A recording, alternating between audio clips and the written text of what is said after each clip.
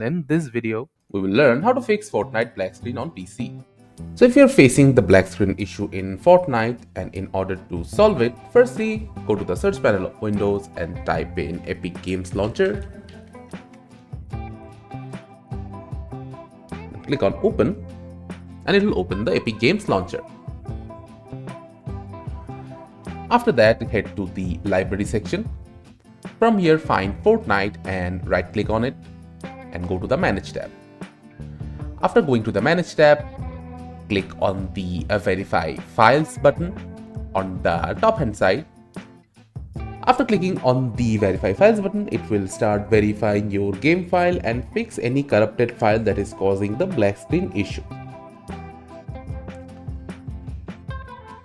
After the verification is done and your black screen issue is not yet solved, we will need to head to the second step, which is to update our graphics driver to the latest. If you are using an NVIDIA GPU, head to the minimized app icon in the system tray, right click on NVIDIA settings, then click on NVIDIA app to open the NVIDIA app. After that, head to the drivers tab and make sure that you have the latest drivers installed from here. If it says up to date, then you have the latest drivers installed. Furthermore, if you have an AMD GPU, open up your browser. From the search panel of your browser, type in AMD drivers, then hit enter. After that, go to the official AMD website, which lets you download its drivers.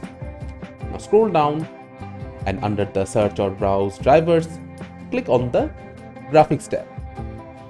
From here, select the family of GPU that you are using. Then select the series. After that, select the exact GPU that you are currently running on your PC and submit. Now from here, you need to select the Windows version you're using.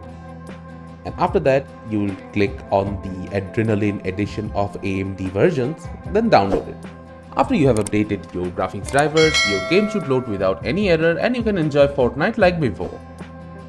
Thank you for watching. Subscribe to our Topical Talks channel for more videos.